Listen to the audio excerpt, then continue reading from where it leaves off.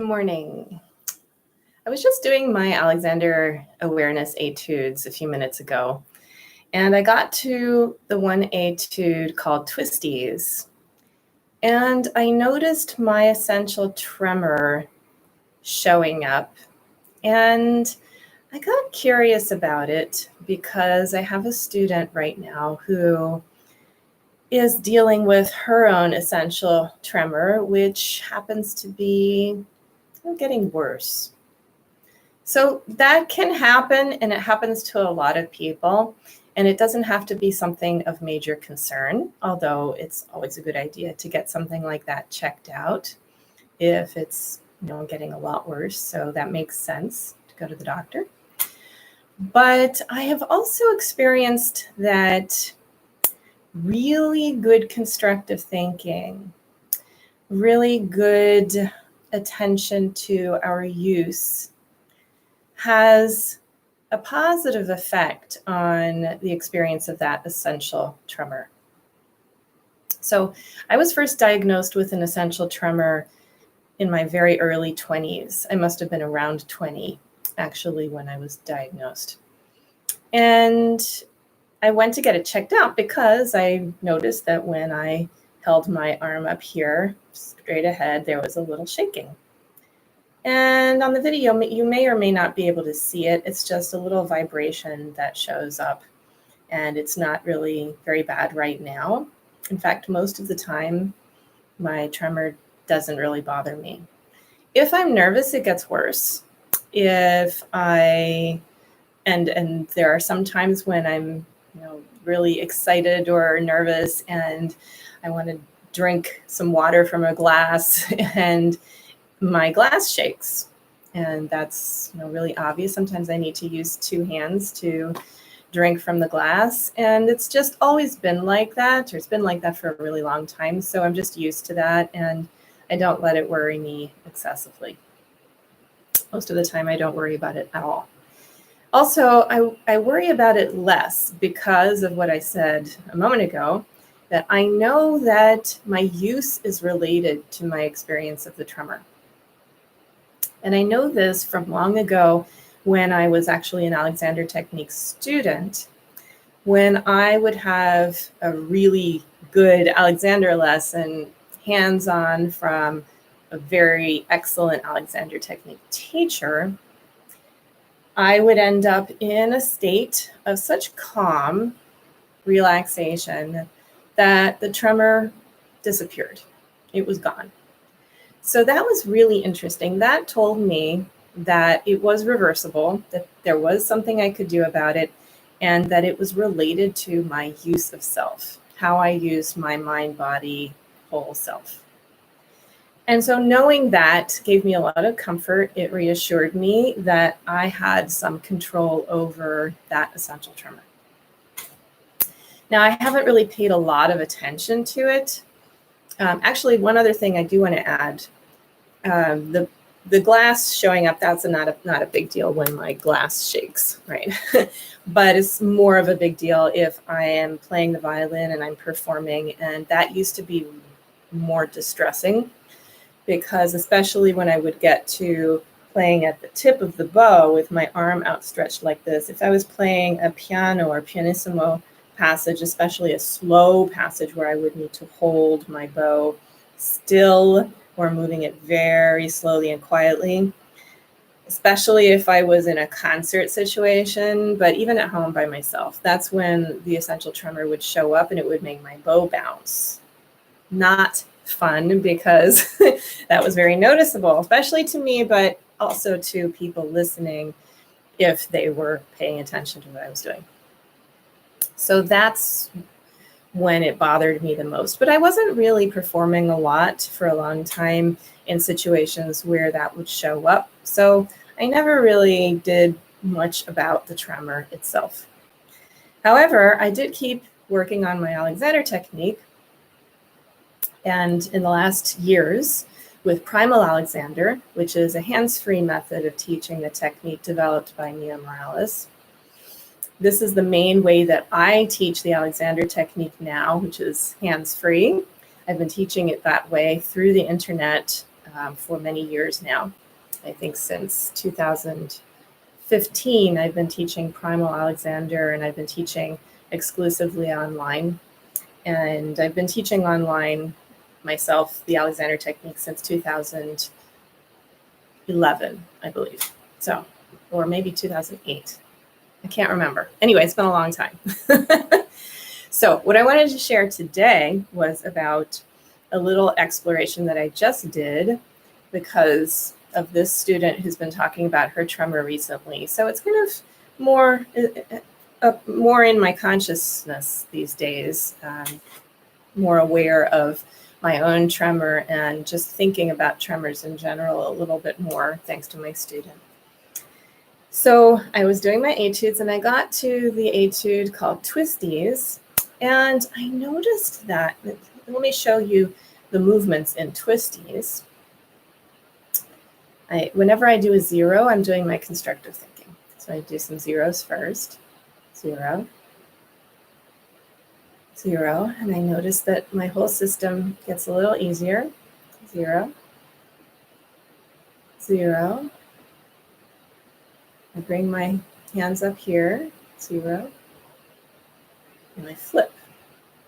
Now, when I was practicing this etude earlier, it's interesting to me right now that the tremor is really minuscule after having practiced this bit and explored it.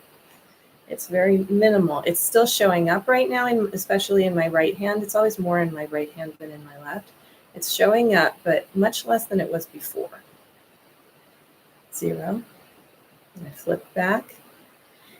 When I was doing this earlier, I noticed that in this position, the tremor was not even showing up. I mean, I'm looking and I see the tremor there, but I don't really feel it. It's not a big deal. If you had asked me without looking at my hand, I would say, no, it's not there. Now I see that it is, but it's so tiny, really does not bother me. So what? But when I went like this, it got really strong, and it's stronger now as I'm doing it. So what I discovered was in this quick flip, because Twisties includes a quick flip of the hand. When I do that, there's a bit of a stretch going on when I hold this position, and I'm kind of not forcing, that's not the right word, but there's still a kind of intention in the direction of the twist. So when I noticed that that was happening, I thought, well, what would happen if first of all, what if I did it slowly, and I keep doing my constructive thinking as I do this. Now I notice here is where it starts to get worse. So that's just interesting. I'm not trying to get rid of the tremor.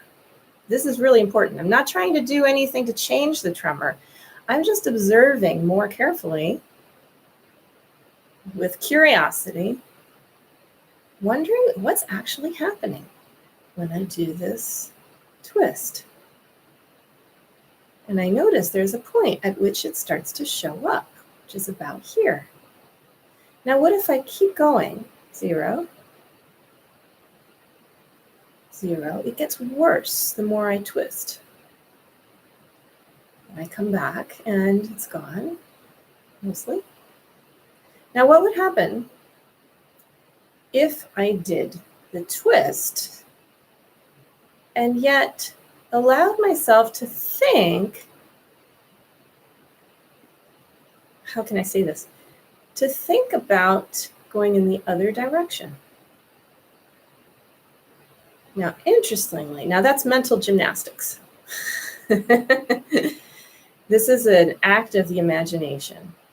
But I discovered when I practiced this, that when I was able to do my constructive thinking and prioritize what Mio calls the primary concern, what's happening to me as I do whatever it is. When I prioritize and make primary my primary concern, and in that context of the primary concern and filtering for ease, wondering about ease, doing my constructive thinking, In that context, if I imagine the possibility of going in the opposite direction from what I'm actually doing physically, my essential tremor disappeared. It just was not there for as long as I was able to do that. Now, I'm not able to do that for very long. I haven't built up that ability, that skill, because this is a skill. It is a psychophysical, whole-bodied, mental, psychophysical, soul, whole self skill. And skills need to be practiced in order to get good at it, at whatever it is. So I was able to do this because of the years of practice in disciplining my constructive thinking. Yet applying it to this specific activity was new. So I was actually able to do it because of my years of practice, but it took a lot of attention. I wanted to say effort, but it's not exactly effort. I don't like the word effort very much, but in a sense it was effort, but not in the sense that we're used to. It involved less physical tension, so less physical effort, but definitely it involved a different kind of paying attention, which was very precise. My constructive thinking, my intention, what I was doing up here was very clear, very precise, and disciplined. I stuck to the intention as I carried out the activity I was experimenting with. So I find this very fascinating and inspiring and encouraging and reassuring for myself and my own personal essential tremor. And I hope that if you have an essential tremor, by watching this video, you're also feeling a little more hopeful and perhaps inspired to find out more about how you could learn how to do this for yourself and find a way to overcome this essential tremor without turning it into your enemy by trying to make it go away or change it or fix it or get rid of it, because that doesn't work. Fighting an essential tremor does not work, and you probably already know that if you have one. The only way that works is that I have found, other than drugs, and I don't want to take those. The only way that I have found is acceptance. Total mental, physical, emotional, spiritual acceptance of who I am and the experience of me being me in this moment and the next moment and every successive moment as much as I'm able. And then if I want to address something specific like this essential tremor in my right arm, this is a context that I've shared with you today and a process in which that can be addressed. If you want to know more specifics about how this could help you, please don't hesitate to reach out to me and ask. I'm very happy to chat with you and help you with this if I can. Lots of love. Be well. Bye-bye.